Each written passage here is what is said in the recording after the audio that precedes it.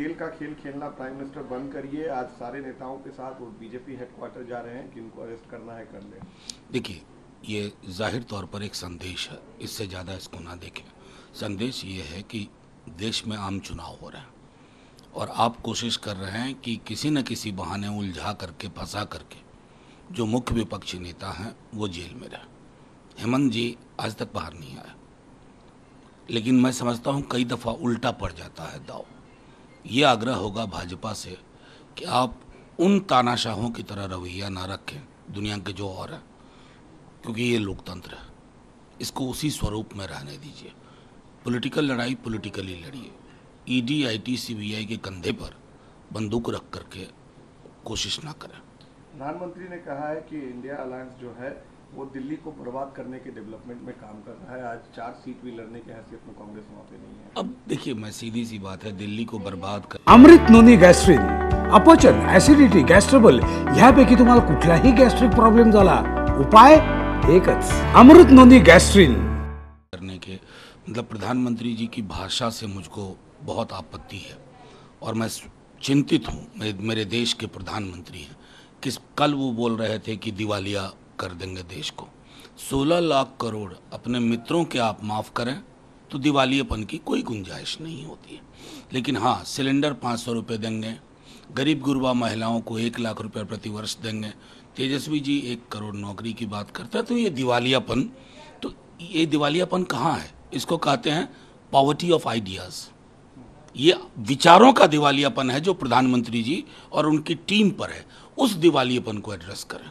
कल हेमंता विश्व शर्मा बिहार में थे, उन्होंने कहा है कि हमने आसाम में 700 मदरसे बंद किए हैं और मुल्ला बनने की दुकान नहीं खोलने देंगे। मैं इस व्यक्ति को बहुत पहले से जानता हूँ। इनकी मजबूरियाँ हैं कि इनको इस तरह की ज़ुबान बोलनी पड़ती है। बहुत सब बड़ा वक्त इन्होंने आंसू में बिताया, फिर कांग्रेस में बिताया, लेकिन अब न्यू कन्वर्ट की तरह बीजेपी की ज़ुबान बोल रहे हैं। सिवान आए थे ना, क्या उनको रोजगार के बारे में नहीं बोलना चाहिए था? दुनिया में किसी भी मुल्क में चुनाव में क्या बोला जाता है? आय की असमानता दूर करेंगे, गरीबी दूर करेंगे, बेरोजगारी का जो दंश है 5 दशक में सबसे ज़्यादा, उसको एड्रेस करेंगे। वो आप बोल नहीं रहे हैं, डॉग विसिल पॉलिटिक्स कर रहे हैं। तो आप तो उन्हीं की तरह व्यवहार कर रहे हैं। एक मित्रों की मंडली ने सवाल पूछा प्रधानमंत्री जी से कि गरीब क्यों और गरीब होता जा रहा, अमीर क्यों और अमीर होता जा रहा। तो प्रधानमंत्री जी का जवाब सुनिए, सबको गरीब बना दें क्या? ये है किसी प्रधानमंत्री जी की सोच? मैं समझता हूँ उसी ढर्रे पे ये सब चल रहा है। मौलिक विषयों पे आए, मेरी थाली पर बात करिए और इतर कुछ नहीं। बाकी के लिए इन्वेस्टिगेटिव एजेंसी है। कह रहे हैं कि 400 सीट हमें दीजिए, राम मंदिर के बाद हम लोग ज्ञानवापी भी बनाएंगे, उसके बाद कृष्ण जन्मभूमि भी बनाएंगे। मैंने बहुत खुशी होती कि कहते कि 400 सीट दीजिए, इनकम इनइक्वालिटी को ख़त्म कर देंगे, रोजगार सृजन करेंगे, सामाजिक सौहार्द देश में लाएंगे। और फिर नड्डा जी तो कुछ और कह रहे हैं। तो ये ताश के अलग अलग पत्तों की तरह का व्यवहार क्यों? हिमंटो जी, बिहार अद्भुत चीज़ है, आप नहीं समझ पाइएगा।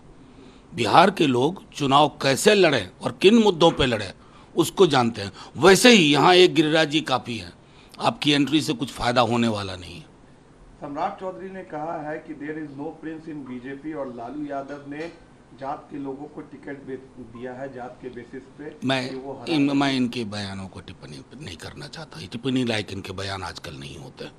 इनकी पता नहीं क्यों इतना खिसियाए से रहते हैं। संभवतः बीजेपी ने इनके लिए प्लान तैयार कर लिया होगा। तो मैं इनकी किसी भी चीज़ पर कोई भी अवांछित अशोभनीय बातें जो करते हैं उनको मुबारक हो, मुझे कोई टिप्पणी नहीं करनी। रोहिणी को लेकर भी उन्होंने कहा कि सारण की जनता से अपील कर रहे हैं कि उन्हें हराए और उनके बाद 5 साल रहती है तब उन्हें जीता, क्योंकि उनके बच्चे जंगल राज के समय में तो अब्रॉड थे नहीं, और अब आ गए हैं कंटेस्ट करने। किस तरह की बातें हैं, किस तरह की जुबान है? मैंने पहले कहा मैं उनके बयान पर टिप्पणी नहीं करना। जो व्यक्ति मणिपुर पे मुंह पे सेलो टेप लगा ले, उत्तर प्रदेश में क्या हो रहा? प्रज्वला रेवन्ना कौन है? सम्राट जी, आईना रख करके बात किया कीजिए। रही बात रोहिणी आचार्य की, तो मैं उनको कह दूं आप लाख कोशिश कर लो, खूंटा वहाँ गर गया है, बाकियों के खूंटे की चिंता करिए।